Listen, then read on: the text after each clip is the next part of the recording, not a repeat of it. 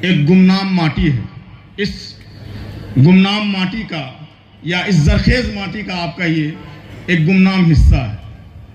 در حقیقت ثاقب نعمانی کی شاعری علامہ اقبال کی نیابت رہی ہے، جس کے متعلق اردو دنیا کے مشہور ادیب مناظر عاشق ہرگانوی ڈاکٹر کلیم عازز رحمہ اللہ نے کافی باتیں لکھی ہیں، لیکن ان کی تاریخ سے ہم اور آپ بہت ہی کم واقف ہوں گے.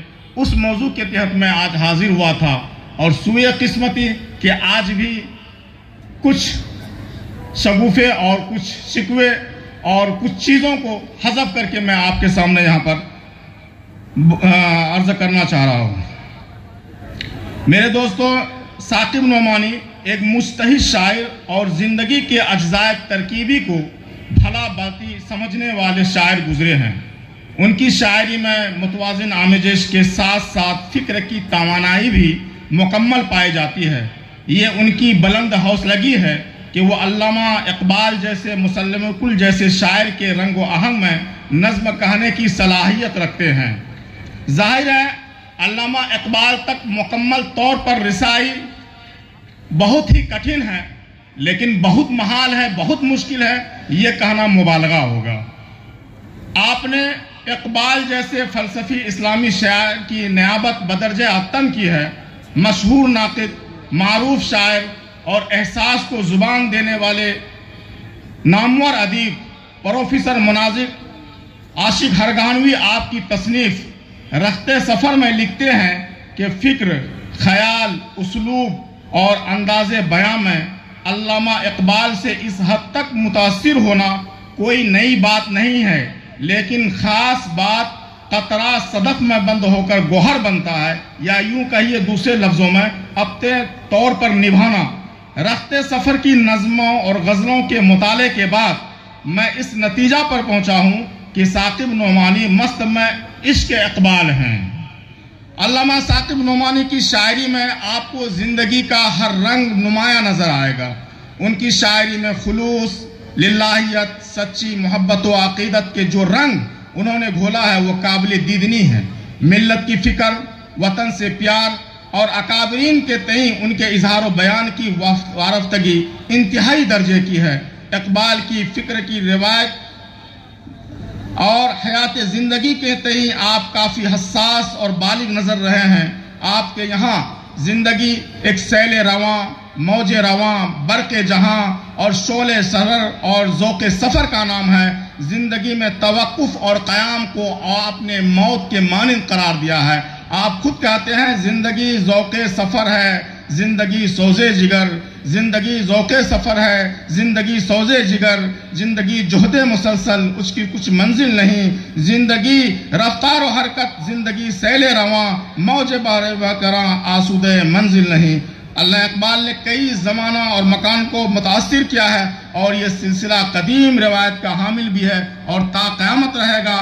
آپ نے بھی علامہ اقبال کی فکر و نظر سے اکتساب فیض کرنے والے میں سے شمار ہیں. عشق خودی، یقین ایک محکم یقین، پہم عمل سے ان کا فلسفہ حیات عبارت ہے اور اس کی اتباع میں ثاقب نعمانی کا جلی حروف سے نام لکھا جاتا ہے. ثاقب نعمانی کے اظہار و بیان میں فنی چابک دستی کے ساتھ ساتھ مقصدیت پر بھی ان کی گہری نظر رہتی ہے. یہی وہ خصائص ہیں جو ان کے باقیات کو دائمی اعتبار بخشتے ہیں.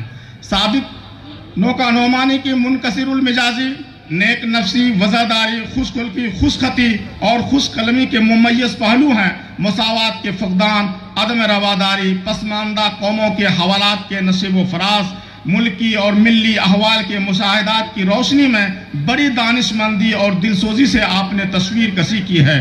آپ کی شاعری سے انسانی فکر اور ضمیر کی بیداری کا کام لیا جا سکتا ہے. انسان کا انسان سے ہم آہنگ ہونا کوئی تعجب خیز نہیں سمجھا جاتا اور لمحوں کی بے ثباتی پر یقین کرنا بھی عجیب سا نہیں لگنا چاہیے. آپ کی شاعری میں اسلوب کی جو توانائیاں ہیں وہ بے حد نمایاں ہیں، فن کی تجزیاتی کسوٹی پر کھڑی اترتی ہیں. جبکہ آپ نے رخت سفر میں خود یوں لکھا ہے کہ مجھے عہد طفولیت سے ہی شعر و سخن کا شوق پیدا ہوا، لیکن ابتدائی کلام زمانے کے دستبرد سے محفوظ نہیں رہ سکا.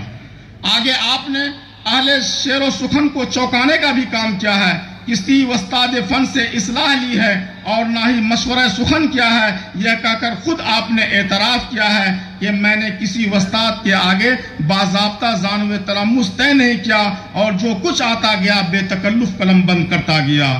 اسی اعتراف کے تناظر میں ڈاکٹر عنصر بدر لکھتی ہیں کہ حیرت ہوتی ہے کہ سابق نعمانی نے بغیر کسی وستاد کے ایسی عرفہ اور اعلیٰ شاعری کی اور پھر بھی کلام میں پختگی اور قادر الکلامی کا یہ عالم ہے کہ کہیں سے کوئی جھول نہیں نظر آتا. اس دیار دور افتادہ میں ایسے اعلیٰ معیار کے کلام کا خالق قابل صد تحسین ہے. ارریا کی علمی اور ادبی کہکشاں میں موجود ثاقب نعمانی کی ادبی شناخت بے مثال ہے. اصناف سخن کا حق ادا کیا ہے آپ نے. استقامت اور سنجیدگی کے ساتھ شاعری کا رخ آپ نے غور و فکر کی طرف مرکوز کیا ہے. آپ کی شاعری میں جہاں سماجی درد مندی کا گہرا احساس ہے وہیں معاشرتی اقدار کے زیاں اور زوال کے پہم احساس بھی موجود ہیں. فکر انگیز نظموں سے بیشتر ناہمواریاں کافور ہو جایا کرتی ہیں. ذاتی اور اجتماعی مسائل سے وابستگی بھی کافی عمیق ہے. شعر گوئی سے اعتدال اور مفاہمت کی کننی پھوٹ پھوٹ کر نکلتی ہیں. فکری اور فنی مہارت کی تصویر آیا ہے.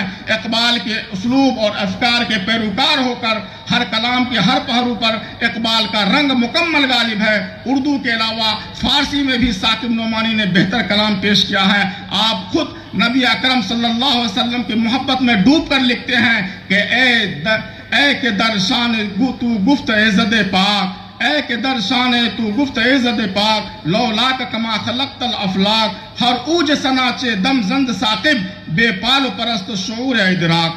وقت کی زنجیر پیروں سے جکڑی ہوئی ہے. دیگر مندوبین مقالے کے ساتھ یہاں پر حاضر ہیں. میں مختصر طور پر ثاقب نعمانی رحمت اللہ علیہ کے اس شعر کے ساتھ اپنی بات کو ختم کرتا ہوں. یہ انہی کا ایک تاریخی شعر ہے کہ چلا ہوں جانب منزل تہی دست، چلا ہوں جانب منزل تہی دست، فقط نام خدا رہتے سفر ہے. وآخر الدعوانا الحمدللہ رب العالمین. آپ سے گزارش ہوگی مولانا شاہد عادل قاسمی صاحب کہ 2 منٹ آپ تشریف رکھیں. افتخار صاحب آپ سے گزارش ہوگی کہ شاہد عادل قاسمی صاحب کو شال و مومنٹو دیں.